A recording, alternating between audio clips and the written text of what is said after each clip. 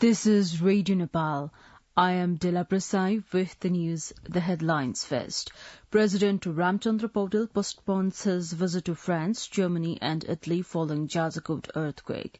President Paudel to visit earthquake-hit districts today.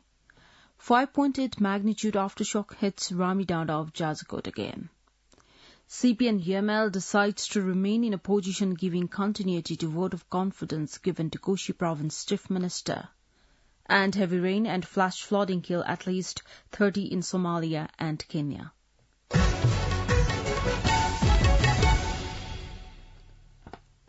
Now the news in detail. President Ramchandra Paudel's visit to France, Italy and Germany scheduled for this Wednesday has been postponed.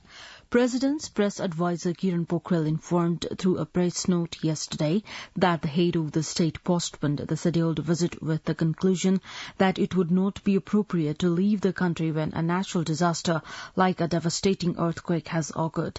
It is stated that President Paudel will visit the earthquake-hit region today to take stock of the situation of the affected people. An earthquake measuring 6.4 on the Richter scale with its epicenter in Jazakot struck the district on the 3rd of November, causing big loss of life and property in Jazakot and Rukum West. The President's press advisor Pokhrel said President Paudel suspended the visit, reaching conclusion that it would not be suitable to leave the country in the aftermath of the natural disaster. The President was scheduled to leave for Paris of France to attend the Paris Peace Forum at the invitation of French President Emmanuel Macron. An aftershock of earthquake has been recorded in Jazakot district yesterday again. According to the National Earthquake Monitoring and Research Center in Surkhet, the aftershock measuring 5.8 on the Richter scale with its epicenter at Ramidanda at 4:31 p.m. jolted the district. The aftershock was also felt in neighbouring districts. 157 people have died and more than 240 were injured in the earthquake that occurred in Jazakot district on Friday night.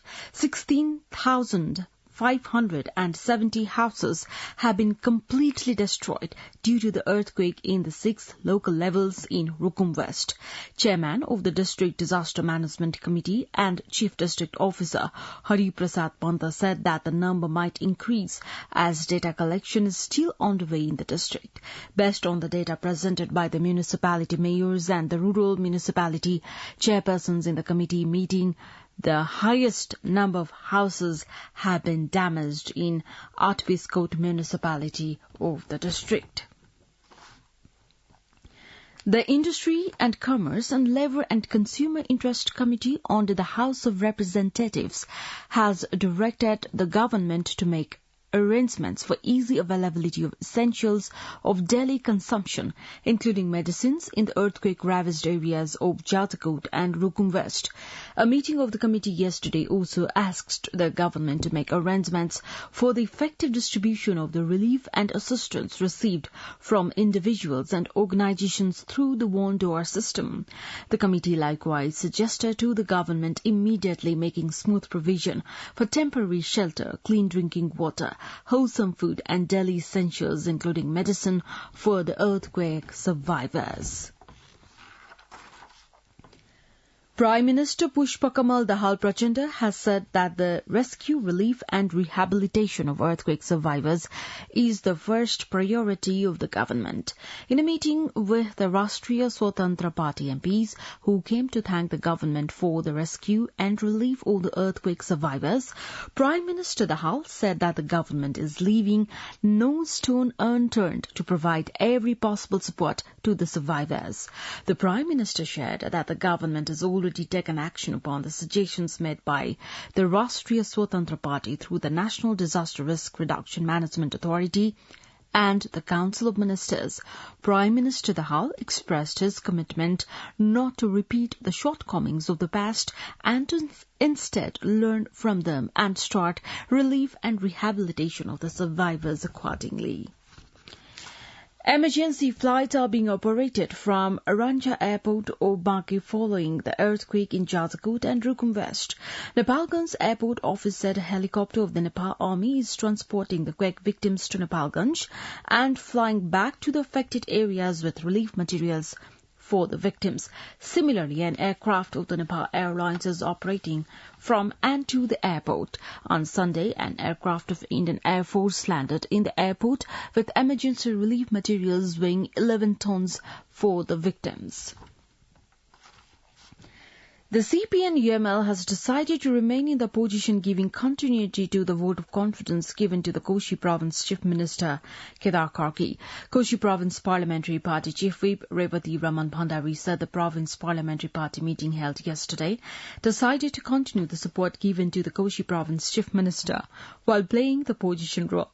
Leader Bhandari added that the party also recalled ministers from the Koshi Province government who represented the CPN-UML. President Ramchandra Paudel has called on the international entrepreneurs to invest in the agriculture, tourism and energy sectors in Nepal. The president made the call while inaugurating the two-day 37th conference of the Confederation of Asia-Pacific Chambers of Commerce and Industry in Kathmandu yesterday. The head of the state maintained that investment areas have been expanding in Nepal and laws are being formulated for facilitating investment. You are listening to Radio Nepal 8 AM English News Bulletin. We continue with the international updates now. Heavy rains and flash flooding have killed at least 30 people and displaced tens of thousands in Kenya and Somalia, aid agencies reported Monday. In Somalia, the federal government declared a national emergency after the extreme weather killed at least 14 people and destroyed homes, roads and bridges. Emergency and rescue workers were trying to reach an estimated 2,400 residents trapped by floodwaters in Huluk district of southern Somalia's Jubaland state. In Kenya, the Red Cross said 16 people had died as a result of flooding. It said floods also destroyed 97 hectares of agricultural farmland and killed 1,067 animals. The UN Office for the Coordination of Humanitarian Affairs warned of a high risk of flooding along the Juba and Sabel rivers and called for the evacuation of people living along the entire stretch of the Juba. Italy will build 2 centres in Albania to host tens of thousands of illegal migrants, Prime Minister Giorgia Meloni has said. According to BBC, Meloni announced the plans at a news conference in Albanian Prime Minister Edi Rama in Rome. Meloni said the centres due to open next spring will be able to process up to 36,000 people a year. The plan will apply to migrants rescued at sea by Italian boats and not to those who arrive on Italian shores. The migrants will stay in the centres while Italy examines their asylum requests, Meloni said, adding that the plan would not apply to pregnant women, children and vulnerable people. Meloni said the structures will be built at Italy's expense, which will be able to accommodate 3,000 people each month for the time necessary to quickly process asylum applications and, if necessary, for repatriation. At least 400,000 customers in Brazil's biggest city still had no electricity Monday, 3 days after a violent storm plunged millions into darkness around Sao Paulo, the power distribution company ANEL said. According to BBC, the storm, with winds of up to 100 km per hour, caused at least 7 deaths, authorities said, and uprooted many large trees, some of which fell on power lines, blacking out entire neighborhoods. At one point on Friday, 4.2 million residents had no power, the newspaper Folha de Sao Paulo reported. Water in roof tanks ran out by Saturday evening, while underground reserves could not be tapped because there was no power to run the pumps. Now, the general weather forecast for the country for today. Forecasting division says the weather is likely to be partly cloudy in the hilly areas and mainly fair in the rest of the country. Kathmandu's weather report now. Maximum temperature of 24 degrees Celsius and minimum temperature of 10.5 degrees Celsius. With this news, we have come to the end of this bulletin, but before we wrap up the headlines once again.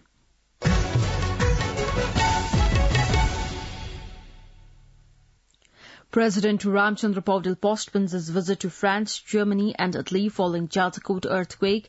President Paudel to visit earthquake-hit districts today. 5.8 magnitude aftershock hits Ramidada of Jalakot again. CP and UML decides to remain in opposition, giving continuity to vote of confidence given to Koshi Province Chief Minister. And heavy rain and flash flooding kill at least 30 in Somalia and Kenya.